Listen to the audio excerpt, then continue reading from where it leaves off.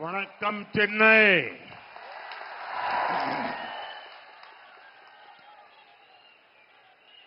Every time I come to Chennai,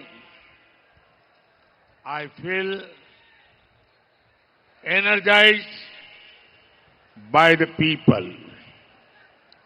It is great to be here in this city which is full of life.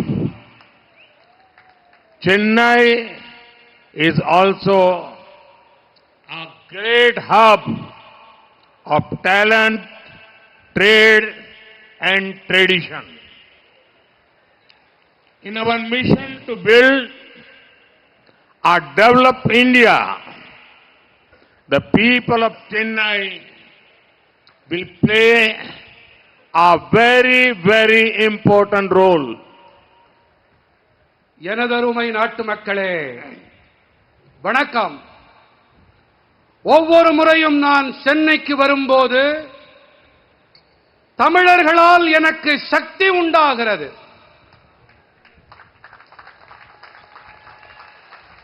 உயிர்ப்பும் துடிப்பும் நிரம்பி இருக்கும் இந்த நகரத்திற்கு வருவது மிக அருமையாக இருக்கிறது. திறமைகள், வர்த்தகம், பாரம்பரியம் ஆகியவற்றின் மைய புள்ளி சென்னை. வளர்ச்சியடைந்த இந்தியாவை கட்டமைக்கும் நமது நோக்கத்திலே சென்னை வாசிகள் மிக முக்கியமான பங்கினை ஆற்றுவார்கள். साथियों, तमिलनाडु के प्रति मेरा लगाव बहुत पहले से है. मुझसे आपका प्रेम भी बहुत पुराना है, लेकिन इधर कुछ वर्षों से मैं जब भी तमिलनाडु आता हूं, कुछ लोगों के पेट में दर्द होने लगता है. इन्हें इस बात से तकलीफ होती है कि बीजेपी का जनाधार यहां लगातार बढ़ रहा है और आज यहां चेन्नई में भी हम देख रहे हैं दूर दूर तक लोग ही लोग बैठे हैं, उत्साह से भरे हुए लोग बैठे हैं. நண்பர்களே, எனக்கும் தமிழ்நாட்டிற்கும் இடையேயான உறவு மிக பழமையானது. நீங்கள் என் மீது பொழியும் இந்த அன்பும் கூட மிகவும் பழமையானது. ஆனால் இங்கே சில ஆண்டுகளாகவே நான் தமிழ்நாட்டிற்கு வரும்போது சிலருக்கு வயிற்று வலி ஏற்படுகிறது. வயிற்றிலே புளியை கரைக்கிறது. காரணம் என்ன தெரியுமா? காரணம் பாஜகவுக்கு மக்கள் ஆதரவு தொடர்ந்து வலுவடைந்து வருகிறது என்பதுதான். இன்று சென்னையிலே இதை நாம் தெளிவாக பார்த்துக் கொண்டிருக்கிறோம். நெடுந்தொலைவுக்கு மக்கள் வெள்ளம் திரண்டிருப்பதை பார்த்துக் கொண்டிருக்கிறோம். साथियों, मोदी ने विकसित भारत के साथ साथ विकसित तमिलनाडु का संकल्प लिया हुआ है. हमें जल्द ही भारत को दुनिया की टॉप 3 इकोनॉमी बनाना है.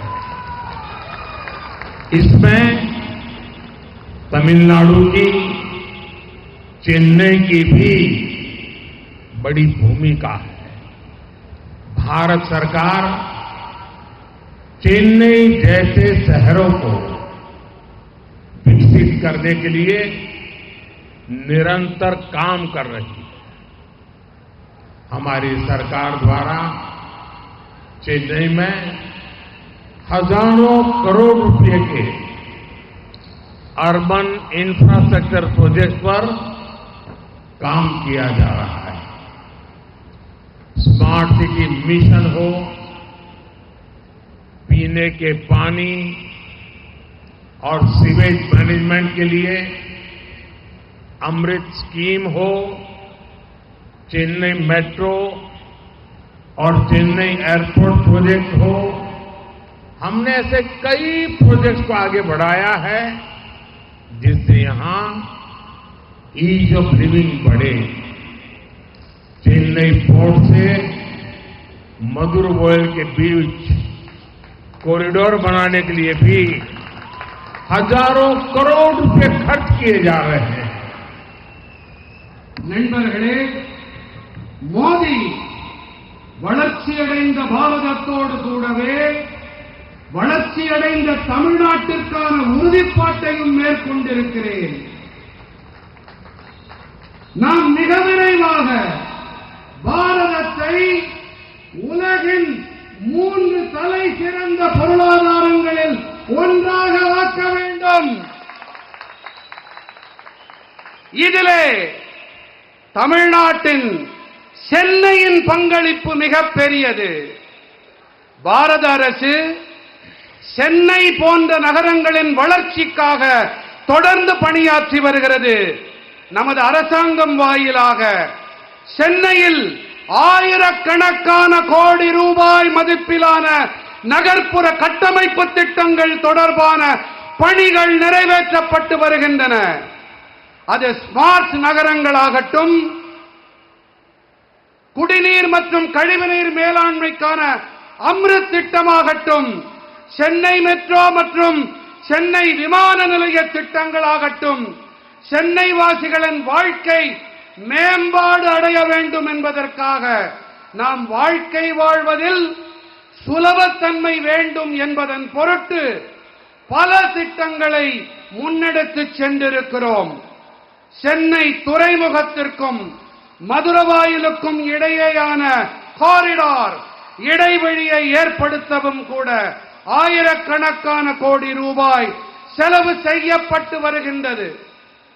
साथियों, केंद्र सरकार के इन प्रयासों के बीच डीएमके सरकार ने चेन्नई के लोगों की जरूरतों से,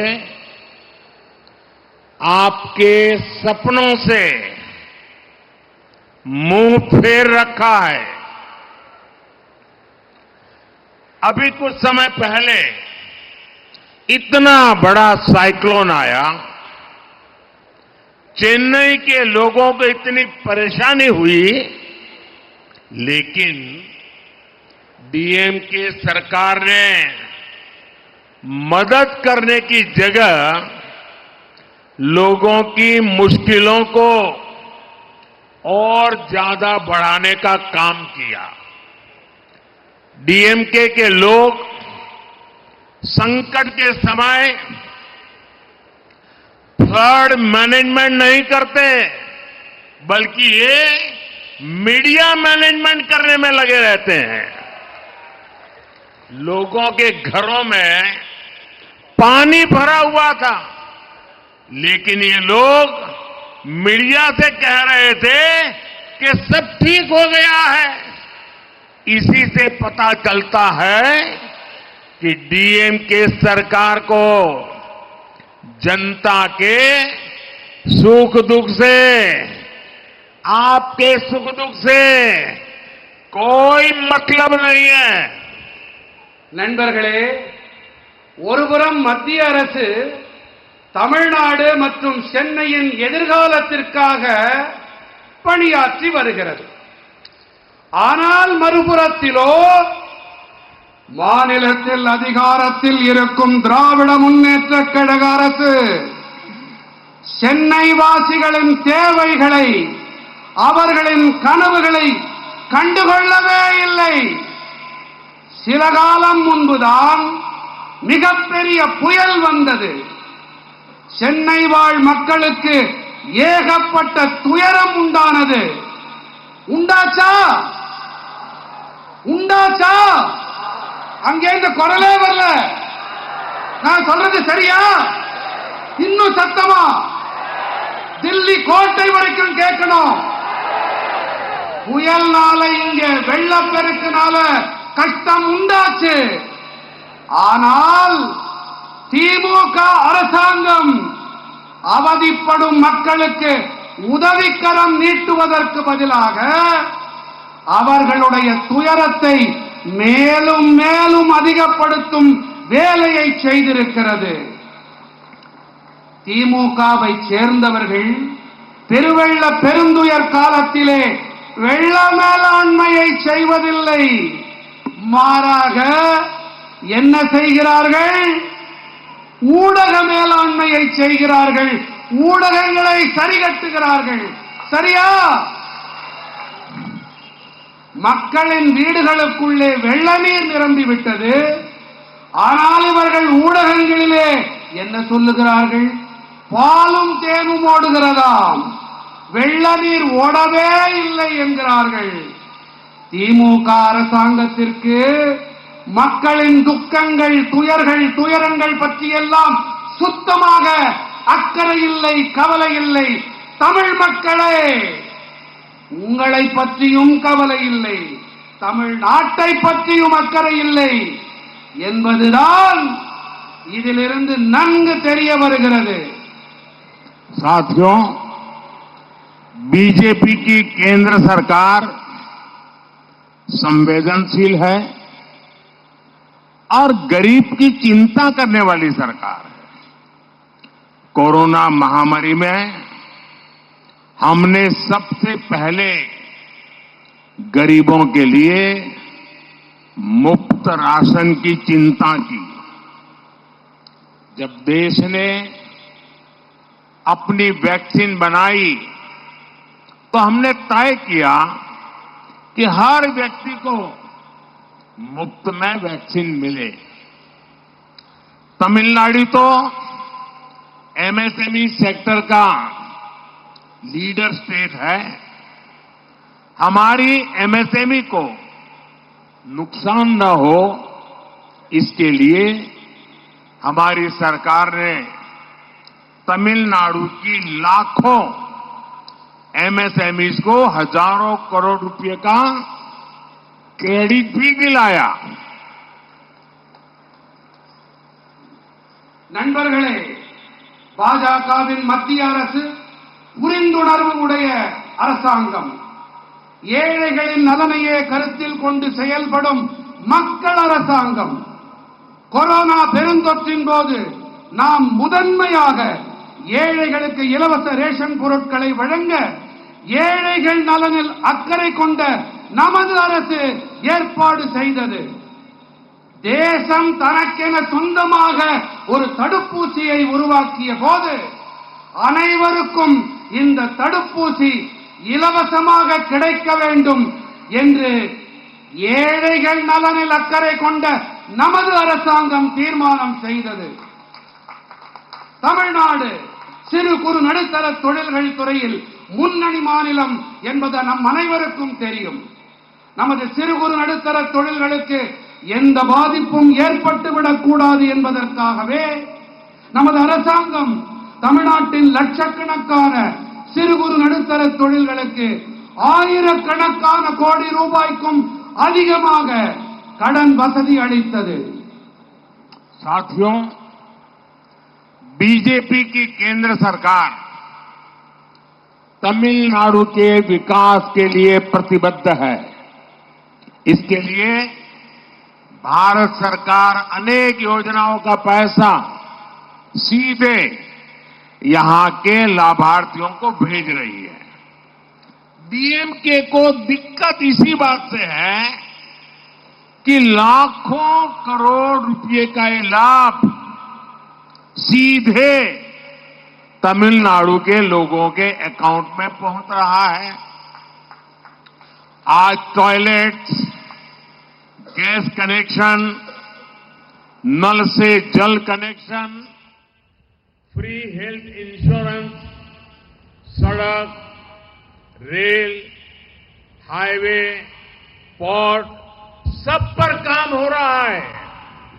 लाखों करोड़ रुपयों के इन विकास कार्यों को लूटने में डीएमके के लोगों को मुश्किल आ रही है।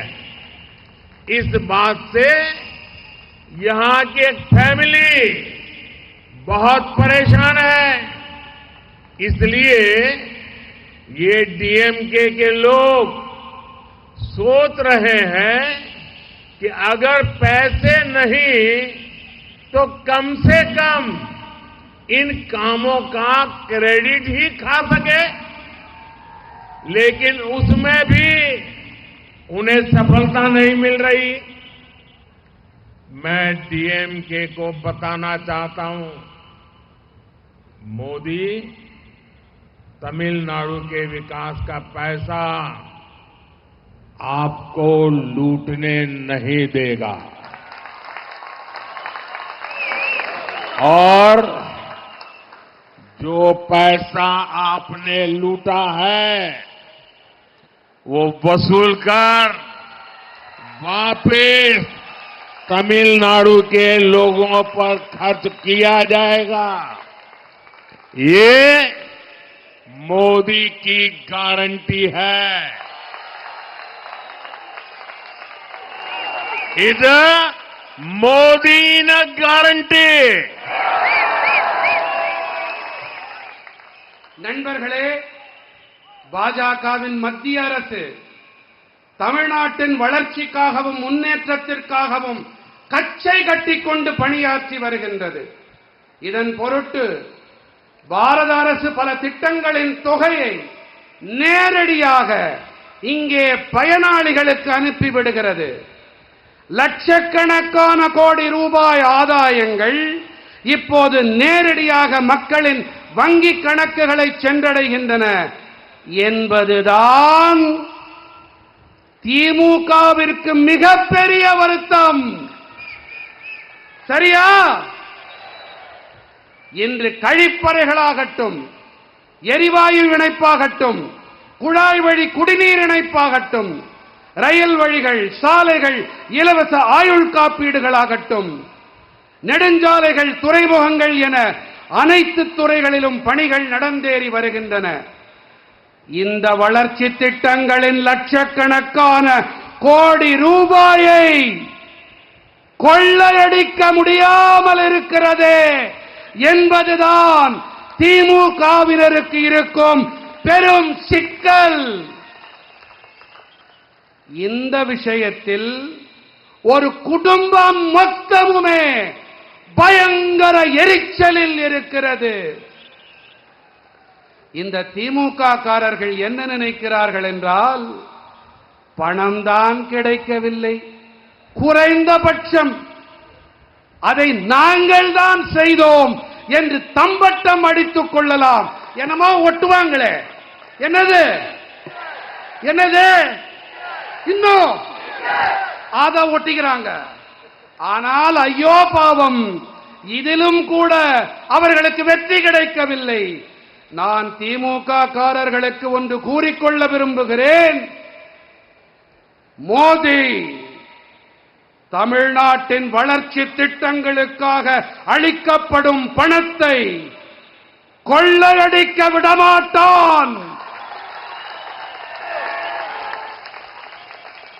எந்த பணத்தை நீங்கள் கொள்ளையடிக்கின்றீர்களோ, கொள்ளையடித்திருக்கிறீர்களோ, அந்த பணம் திரும்ப வசூலிக்கப்பட்டு தமிழ்நாட்டின் மக்களுக்காகவே செலவு செய்யப்படும். எனதருமை நாட்டு மக்களே, இது மோடி அளிக்கும் கேரண்டி, இது மோடியின் உத்தரவாதம். साथियों, परिवारवादी पार्टियां सिर्फ और सिर्फ अपने भविष्य की सोचती हैं, जबकि मोदी देश के भविष्य का सोचकर काम कर रहा है। परिवारवादी पार्टियों के समय देश के 18,000 गांव में बिजली नहीं थी। देश के 2.5 करोड़ से ज्यादा घर अंधेरे में थे। आप भी जानते हैं 21वीं सदी की बहुत बड़ी चुनौती एनर्जी सिक्योरिटी है। आज हमारी सरकार इस दिशा में भी तेजी से काम कर रही है। अभी मैं कल्पाकम से ही वहीं से आ रहा हूं जहां भारत ने ऊर्जा क्षेत्र में आत्मनिर्भर बनने के लिए बड़ा कदम उठाया है। आज कल्पाकम में देश के पहले और made in India fast breeder reactor ने बिजली उत्पादन के लिए ऐतिहासिक पड़ाव पार किया है। तकनीकी भाषा में कहें तो आज इस परमाणु ऊर्जा केंद्र में कोर लोडिंग का आरंभ हो गया है। कुछ ही समय में इससे बिजली उत्पादन शुरू हो जाएगा। इस रिएक्टर के चालू होने के बाद भारत ऐसी टेक्नोलॉजी हासिल करने वाला दुनिया का दूसरा देश बन जाएगा।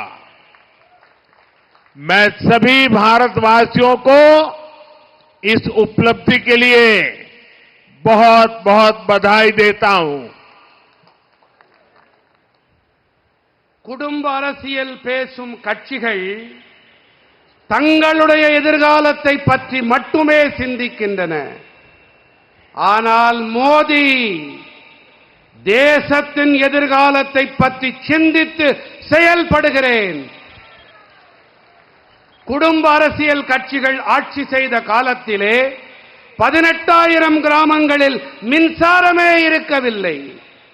தேசத்தின் 2.5 கோடிக்கும் அதிகமான வீடுகளில் இருள் சூழ்ந்திருந்தது.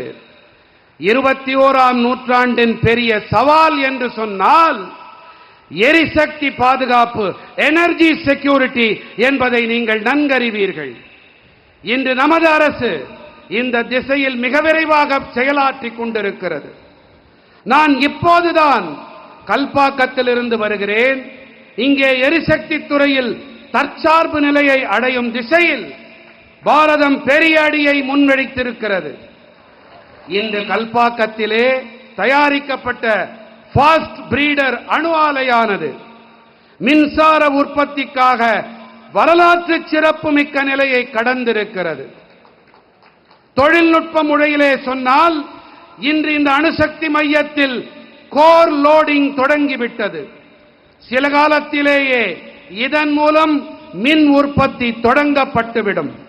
இந்த அணு உலை தொடங்கப்பட்டிருப்பதற்கு பிறகு பாரதம் இப்படிப்பட்ட தொழில்நுட்பத்தை பெற்றிருக்கும் நாடுகளில் 2வது நாடாக ஆகிவிடும். இந்த சாதனைக்காக நான் பாரத நாட்டவர்கள் அனைவருக்கும் என் நல்வாழ்த்துக்களை தெரிவித்துக் கொள்ளுகிறேன். साथियों, जब संकल्प बड़े हो तो परिश्रम भी उतना ही ज्यादा करना पड़ता है। साल 2024 की शुरुआत, अब उसको बहुत ज्यादा सप्ताह नहीं गुजरे हैं।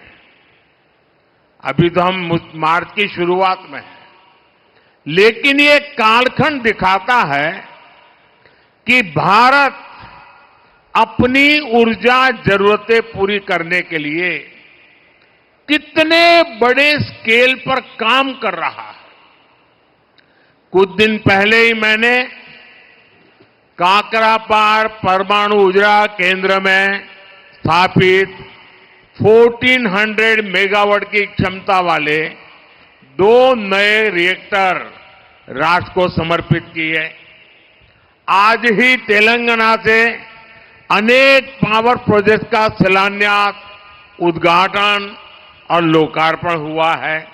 इसी कालखंड में तेलंगाना में 1600 मेगावाट के थर्मल पावर प्लांट का लोकार्पण हुआ है। झारखंड में 1300 मेगावाट के थर्मल पावर प्लांट का लोकार्पण हुआ है। यूपी में 1600 मेगावाट के थर्मल पावर प्लांट का शिलान्यास हुआ है। यूपी में ही 300 मेगावाट के सोलर पावर प्लांट का शिलान्यास हुआ है। राजस्थान में भी बड़े सोलर पावर प्लांट का शिलान्यास हुआ है। यूपी में ही अल्ट्रा मेगा रिन्यूएबल पार्क का शिलान्यास हुआ है।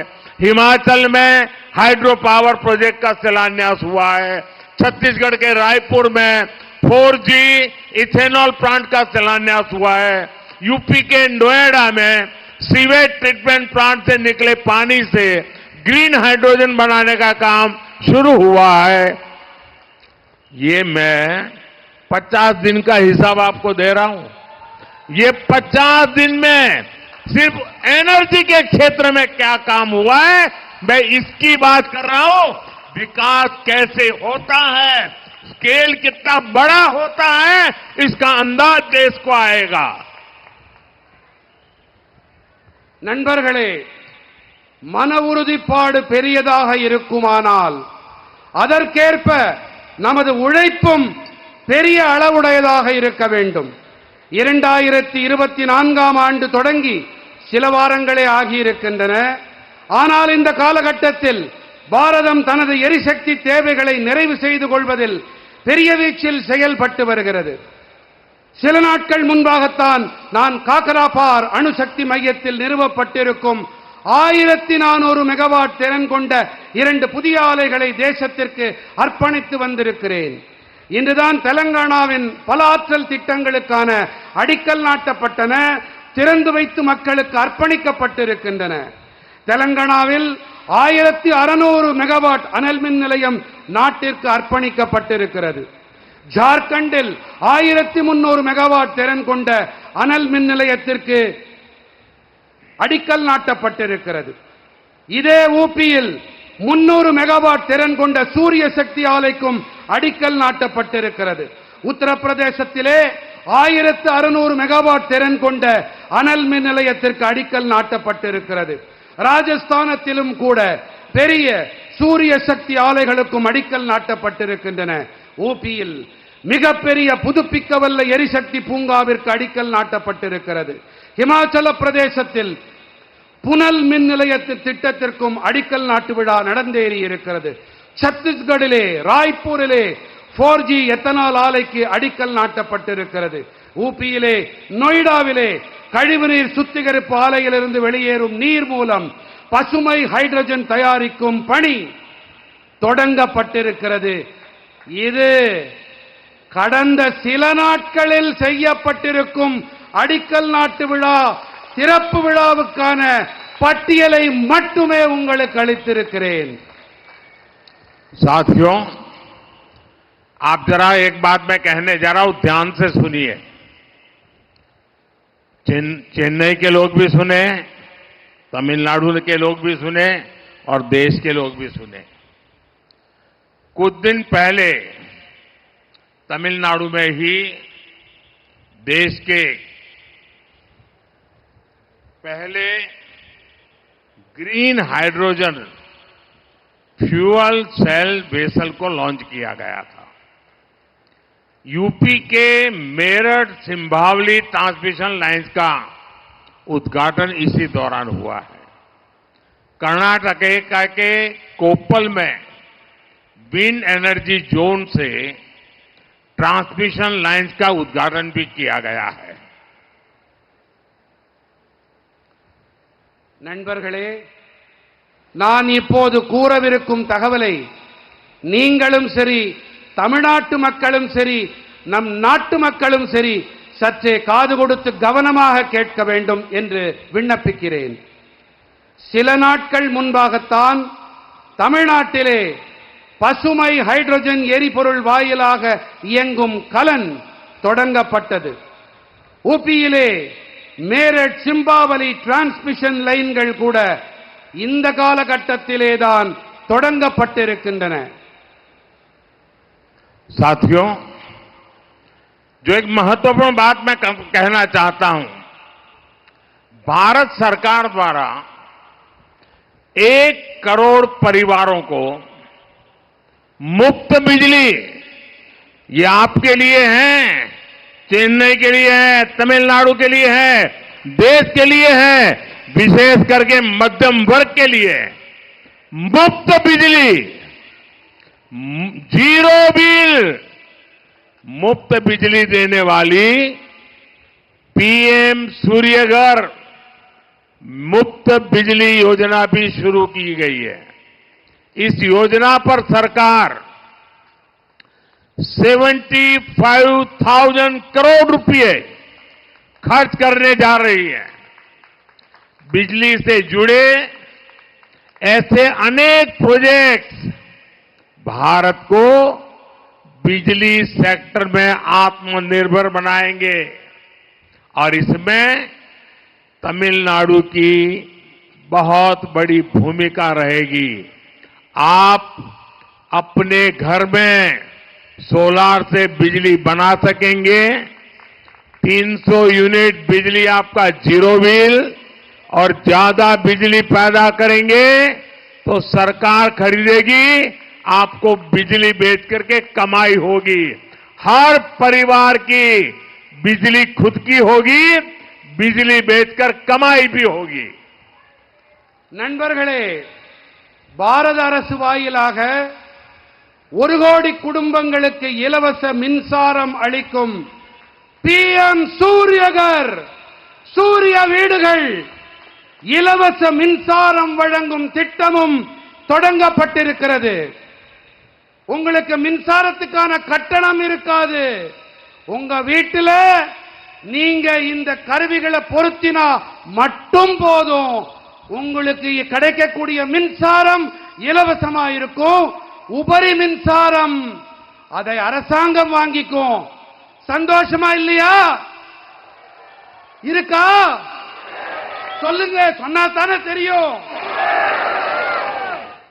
இந்த திட்டத்திற்கு 75,000 கோடி ரூபாய் செலவு செய்யப்பட இருக்கிறது.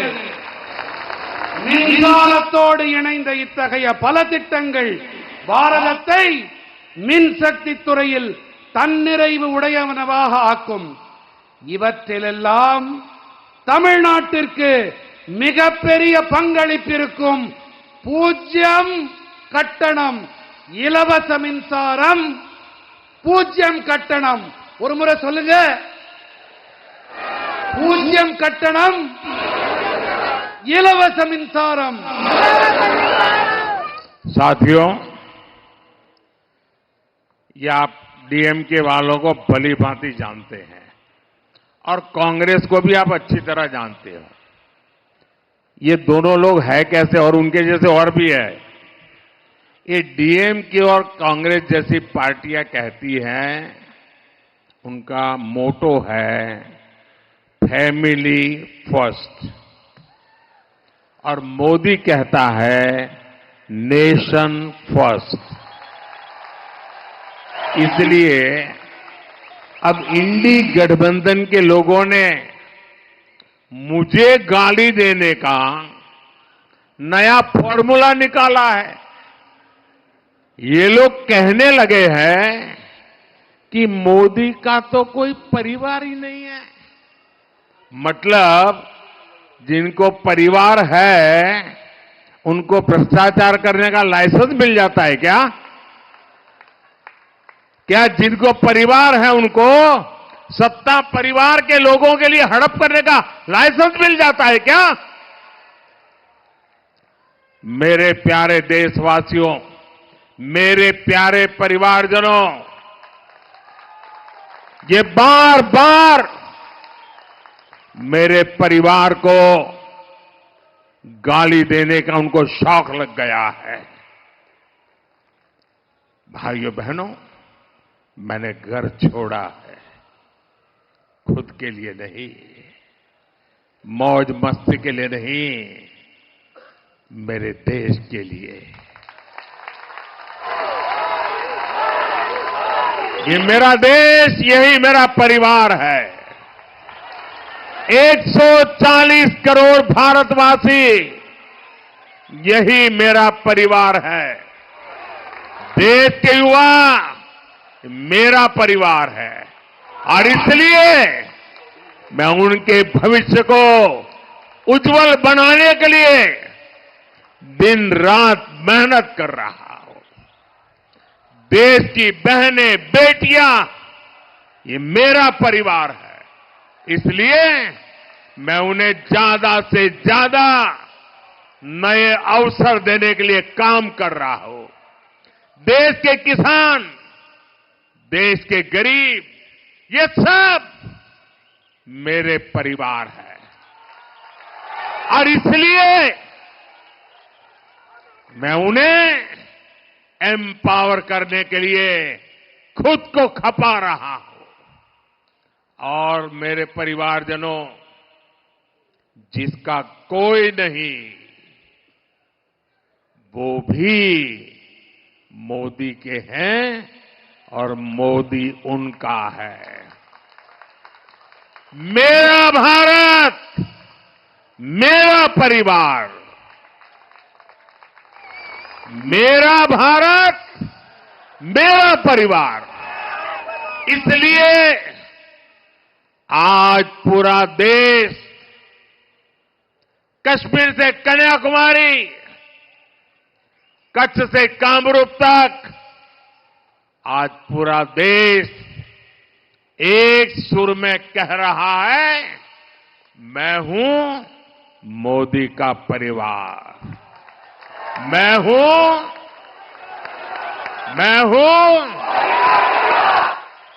नान दान मोदीयन कुटुंबम, नान दान, नान दान, नान दान, नान दान।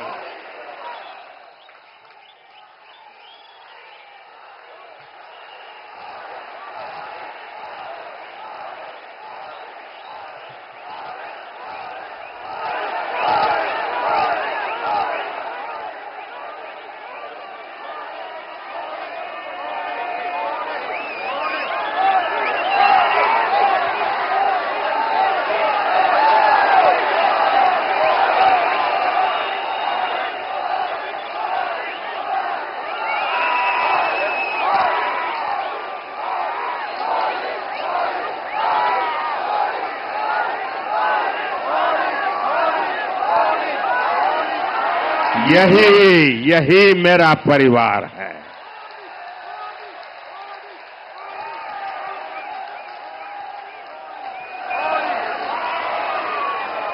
என் மனம் நிறை குடும்ப சொந்தங்களே, திமுக, காங்கிரஸ் போன்ற கட்சிகள் என்ன சொல்லுகிறார்கள்? இவர்கள் மட்டும் சொல்லவில்லை, இந்தி கூட்டணியைச் சேர்ந்த மேலும் பல கட்சிகளும் என்ன சொல்லுகிறார்கள்? குடும்பத்துக்கே முதல் உரிமை. என்ன நான் சொல்றது காதுல விழுதா? குடும்பத்துக்கா முதல் உரிமை? ஆனால் மோடி சொல்வது என்ன? தேசத்துக்கே முதன்மை. எதற்கு முதன்மை? சத்தமா நீங்கள் கூறுங்கள் சகோதர சகோதரிகளே, மோடி சொல்வது சரியா? தேசத்திற்கே முதன்மை. ஆகையினாலேதான் இந்தி கூட்டணியைச் சேர்ந்தவர்கள் என்னை வைய, என்னை வசைபாட ஒரு புதிய பார்முலாவை கண்டுபிடித்திருக்கிறார்கள். அட போயா, இந்த மோதிக்கு குடும்பம்லாம் கிடையாது, அதனாலதான் இப்படி எல்லாம் பேசுறாரு என்று அவர்கள் கூறி வருகிறார்கள். என் உயிரினும் மேலான உறவுகளே, எனக்கு 16 வயதான போது நான் வீட்டை துறந்து வெளியேறினேன். எதற்காக வெளியேறினேன்? யாருக்காக வெளியேறினேன்? இந்த தேசத்திற்காக நான் வெளியேறினேன். எனதருமை மக்களே, நீங்கள்தான் என் குடும்பம்.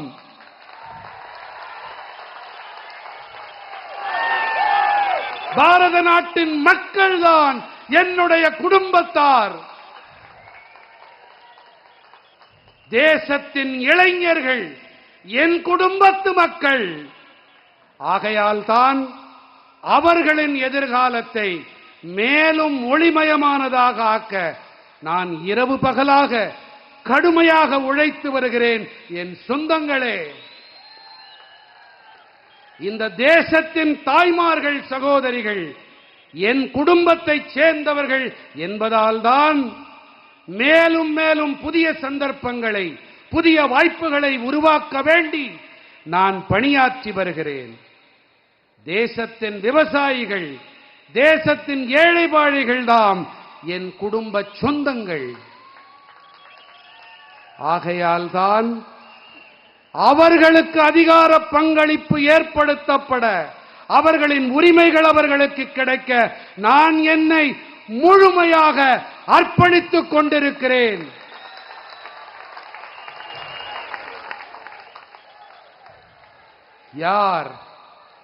யாருமே இல்லாதவர்களோ, யார் நிராதரவாக இருக்கிறார்களோ, யார் அனாதைகளோ, யாருக்கு யாருமே இல்லையோ, அவர்களும் இந்த மோதியை சேர்ந்தவர்கள்தான். மோதி அவர்களுக்கு சொந்தமானவன். என்னுடைய பாரதம், என்னுடைய பாரதமே என்னுடைய குடும்பம்.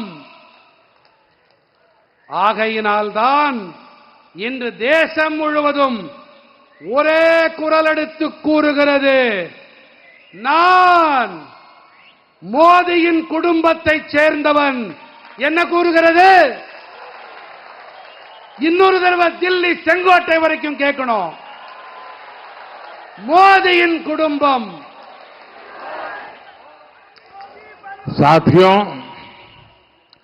कांग्रेस, डीएमके और इंडी गठबंधन से जुड़ी पार्टियां भ्रष्टाचार और परिवारवाद में डूबी हुई पार्टियां हैं। उनके लिए अपना परिवार ही सब कुछ है। उनके लिए भ्रष्टाचार ही सब कुछ है। इंडी गठबंधन के भ्रष्ट नेताओं को संरक्षण देने वाले एक फैसले को आज सुप्रीम कोर्ट ने पलट दिया है। मैं इस फैसले का स्वागत करता हूं।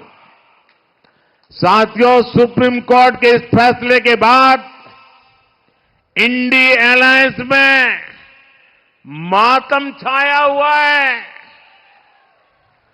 आंसू उनके सूख नहीं रहे हैं, डरे हुए हैं, कांप रहे हैं, क्योंकि इंडी अलायंस को रिश्वतखोरी के अलावा, भ्रष्टाचार के अलावा देश की व्यवस्थाओं को करप्ट करने के अलावा और कुछ भी न करना आता है, न करने का इरादा है, और न ही वो अपने परिवार के बाहर सोच सकते हैं। दशकों तक इंडी अलायंस में शामिल दलों ने लूट की राजनीति की है। आज इन्हीं लोगों की वजह से देश का युवा राजनीति से, व्यवस्थाओं से इतना चिढ़ा रहता है। आज आया सुप्रीम कोर्ट का फैसला स्वच्छ राजनीति को बढ़ावा देगा। और आप जानते हैं कि मोदी का सबसे बड़ा प्रिय काम है स्वच्छता अभियान। और स्वच्छता अभियान कैसा भी हो, मुझे सब जगह पे साफ सफाई करनी ही है। बस आपके आशीर्वाद चाहिए। என் நெஞ்சம் நிறை நாட்டு மக்களே, காங்கிரஸ், திமுக மற்றும் இண்டி கூட்டணியோடு இணைந்திருக்கும் கட்சிகள் ஊழலில் ஊறிப் போயிருக்கும் குடும்ப அரசியலில் ஈடுபட்டு வரும் கட்சிகள். இவர்களுக்கெல்லாம் இவர்களுடைய குடும்பம்தான் எல்லாம், ஊழல்தான் அனைத்தும். இண்டி கூட்டணியைச் சேர்ந்த ஊழல் தலைவர்களை பொத்தி பொத்தி அடைகாத்து பாதுகாக்கக்கூடிய ஒரு தீர்மானத்தை இன்று உச்சநீதிமன்றம் நிராகரித்து விட்டது. நண்பர்களே, உச்சநீதிமன்றத்தின் இந்த முடிவிற்கு பிறகு இண்டி கூட்டணிக்காரர்கள் ஐயோ கப்பல் கவிழ்ந்து விட்டதோ என்ற வகையிலே தலையிலே கை வைத்து உட்கார்ந்திருக்கிறார்கள். ஏன் என்று சொன்னால், இண்டி கூட்டணிக்காரர்களுக்கு லஞ்சம் வாங்குவதை தவிர, ஊழல் செய்வதை தவிர, தேசத்தின் அமைப்புகளை கெடுத்து குட்டிச்சுவராக்குவதை தவிர வேறு ஒன்றுமே தெரியாது. பல தசாப்தங்களாக இந்த இண்டி கூட்டணியில் இடம்பெற்றிருக்கும் கட்சிகள் எல்லாம் இப்படிப்பட்ட அரசியலை மட்டுமே செய்து பழகி போனவர்கள். இன்று இதே நபர்கள் காரணமாகத்தான் தேசத்தின் இளைஞர்கள் அரசியல் பற்றியும் அமைப்புகள் மீதும் வெறுப்படைந்திருக்கிறார்கள். இன்று வெளியாகி இருக்கும் உச்சநீதிமன்ற தீர்ப்பு தூய்மையான அரசியலுக்கு பெரும் உந்து சக்தியாக இருக்கும். என் நெஞ்சம் நிறை தமிழ் மக்களே, தூய்மை இயக்கம் என்பது அது எப்படி இருந்தாலும் சரி, அது என் நெஞ்சுக்கு மிக நெருக்கமான ஒன்று என்பதை நீங்கள் அனைவரும் நன்கு அறிவீர்கள். साथियों, परिवारवाद का एक स्वभाव है। ये परिवारवादी जो पार्टियां होती है ना, उनको परिश्रम से दूर दूर तक का कोई नाता नहीं होता है। वो मेहनत करना अपनी जिम्मेवारी मानते ही नहीं है। इसलिए परिवारवाद अपने साथ अहंकार भी लेकर आता है। और जब कोई परिवारवादी सरकार में किसी अहम पद पर आ जाता है तो उसे लगता है कि देश और देश की जनता उसकी गुलाम है। वो अपने पद की गरिमा तक भूल जाता है। आज हमने ये भी देखा है कि कैसे देश की सबसे बड़ी अदालत सुप्रीम कोर्ट ने डीएमके परिवार के एक मंत्री से सख्त सवाल किए हैं। करोड़ों लोगों की आस्था का घोर अपमान करना भी परिवारवादियों की एक निशानी है, पहचान है, आदत है। और मुझे अफसोस है कि जिन्हें अपने अहंकार में जनता की भावनाओं तक की परवाह नहीं है, वो तमिलनाडु सरकार में प्रमुख पद पर बने बैठे हैं। நண்பர்களே, குடும்ப அரசியலுக்கும் உழைப்பிற்கும் மலைக்கும் மடுவுக்கும் இடையிலான தூரம். ஆகையினாலே குடும்ப அரசியல் என்பது தன்னுடன் கூடவே அகங்காரம், மமதை, திமிர்த்தனத்தை வெளிப்படுத்துகிறது. குடும்ப அரசியல் கட்சியைச் சேர்ந்த உறுப்பினர் ஒருவர் அதிகாரத்தின் முக்கிய பதவியை பெறும்போது தேசத்தையும் தேசத்தின் மக்களையும் அடிமைகளாக கருதுகிறார்கள். தனது பதவிக்கென இருக்கும் மாட்சிமை கண்ணியத்தையும் கூட அவர்கள் மறந்து போகிறார்கள். விளையாட்டாக, என்னது விளையாட்டாக, மறுபடியும் சொல்லுங்க, விளையாட்டாக கடந்து போகிறார்கள். தேசத்தின் மிகப்பெரிய நீதிமன்றமான உயர் நீதிமன்றம் திமுக குடும்பத்தின் ஒரு அமைச்சரிடத்திலே கடுமையான வினாக்களை எழுப்பியிருக்கிறது என்பதையும் நாம் இன்று பார்த்தோம். கோடிக்கணக்கான மக்களின் நம்பிக்கையை கொச்சைப்படுத்தி காலில் போட்டு மிதித்து அவமானம் செய்வதும் கூட குடும்ப அரசியல் நடத்துபவர்களின் லட்சியம், அடையாளம். சகோதர சகோதரிகளே, தங்களுடைய அதிகாரம், அகங்காரம், மமதை காரணமாக மக்களின் உணர்வுகளை கொஞ்சம் கூட மதிக்காத ஒருவர் இன்னமும் கூட தமிழ்நாடு அரசின் முக்கிய பதவியில் இடம் பெற்றிருக்கிறார். இது கவலை அளிக்கும் விஷயம். साथियों,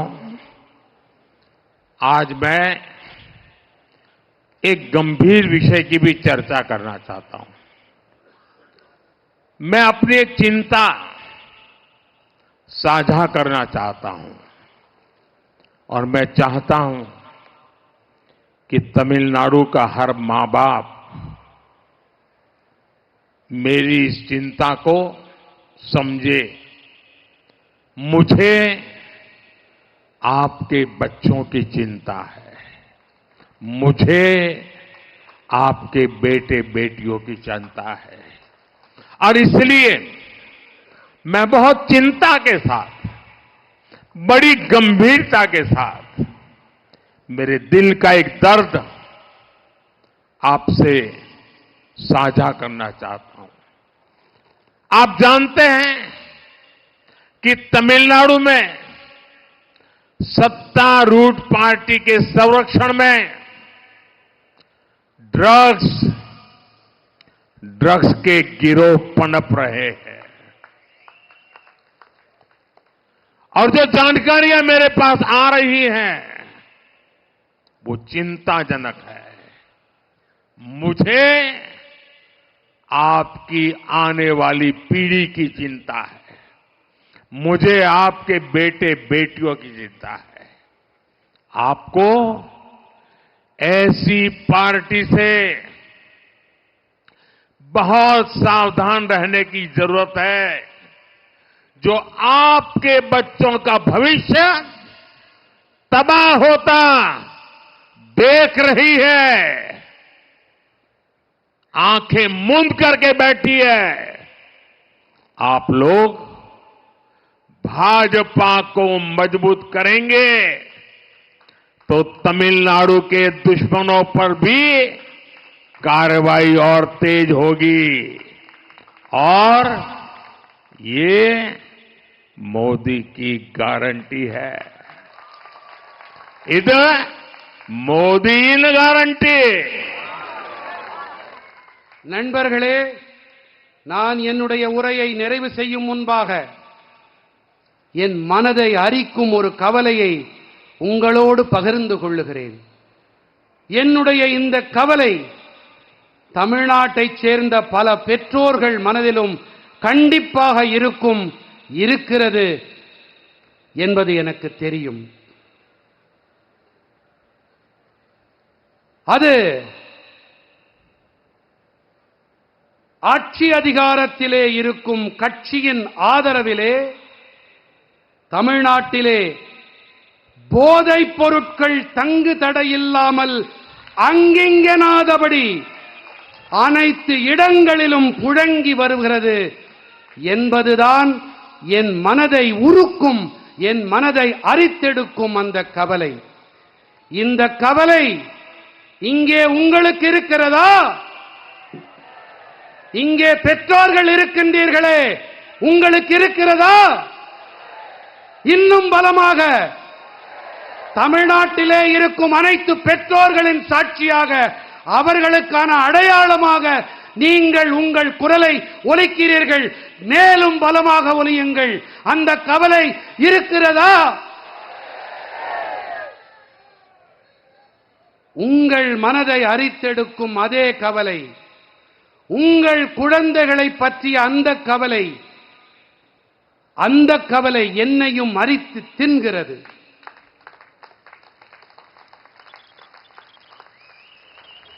உங்கள் குழந்தைகளின் எதிர்காலத்தை அழிக்க நினைக்கும் இப்படிப்பட்ட கட்சி இது குறித்து நீங்கள் மிகவும் எச்சரிக்கையாக இருக்க வேண்டியது மிக மிக அவசியமானது.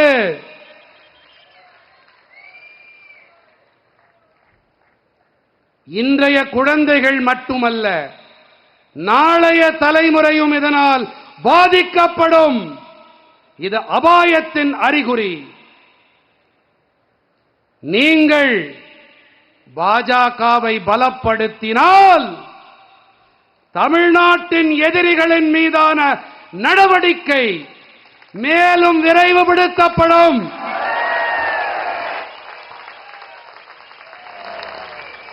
இது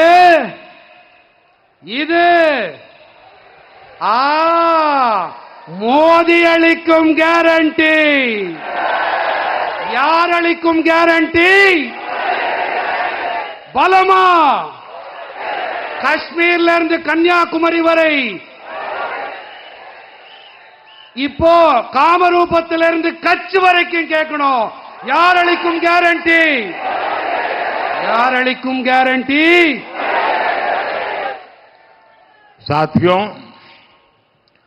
विकसित तमिलनाडु के लिए हम सबको मिलकर काम करना है। विकसित तमिलनाडु से ही विकसित भारत का रास्ता मजबूत होगा और हम ये संकल्प लेकर के चले हैं। हम विकसित भारत बनाकर रहेंगे. நண்பர்களே, வளர்ச்சியடைந்த தமிழ்நாட்டின் பொருட்டு நாம் அனைவரும் இணைந்து பணியாற்ற வேண்டும். பணியாற்றலாமா? சத்தமா? வளர்ச்சியடைந்த தமிழ்நாடு ஏற்படும் போதுதான் வளர்ச்சியடைந்த பாரதத்தின் பாதை வலுப்படும், துலக்கப்படும். நாம் வளர்ச்சியடைந்த பாரதத்தை உருவாக்கியே தீருவோம். आप इतनी बड़ी संख्या में हमें आशीर्वाद देने आए हैं. दिल्ली में एयर कंडीशन कमरों में बैठ करके जो राजनीति की कथाएं क्रिएट करने में लगे रहते हैं, खबरों को मैन्युफैक्चर करने में लगे रहते हैं, ये चेन्नई का दृश्य आज उनकी भी नींद खराब कर देगा कि तमिलनाडु जग चुका है, एनडीए के साथ जुड़ चुका है. எனதருமை நாட்டு மக்களே, இத்தனை பெரிய எண்ணிக்கையிலே நீங்கள் எனக்கு ஆசிகளை வழங்க வந்திருக்கிறீர்கள். ஆனால் தில்லியின் குளிர்சாதன அறைகளிலே அமர்ந்திருக்கும் சில பேர்கள், அவர்களுக்கு இந்த காட்சி இங்கே அலைகடல் என திரண்டிருக்கும் உங்களை பார்த்து அவர்கள் தமிழ்நாடு என்டிஏ பாஜகவிலே இணைந்து விட்டது என்று மிரண்டு போவார்கள், நடுங்கி मेरे साथ बोलिए, भारत माता की.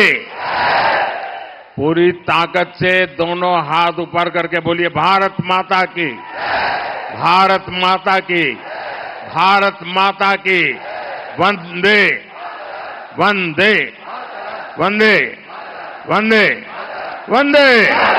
बहुत बहुत धन्यवाद।